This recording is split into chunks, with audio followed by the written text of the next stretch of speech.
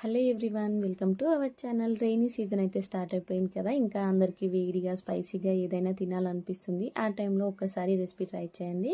ముందుగా stove on చేసుకొని కడాయి పెట్టుకొని ఆయిల్ వేసుకొని ఇంకా ఎగ్స్ అయితే బీట్ చేసుకొని ఆయిల్లో వేసేసుకోవాలి.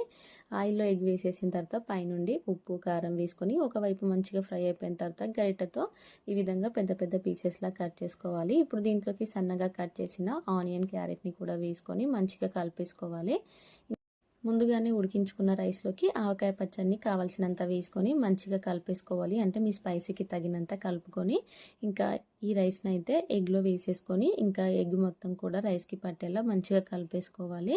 మంట హై ఫ్లేమ్లో ఉంచుకొని 2 to 3 minutes అలా మంచిగా కలిపేసుకొని పైనుండి కొత్తిమీర వేసేసుకొని స్టవ్ ఆఫ్ చేసేసుకోవాలి. అంతే అండి, మనకైతే ఆవకాయ ఎగ్ రైస్ అయితే రెడీ అయిపోతుంది.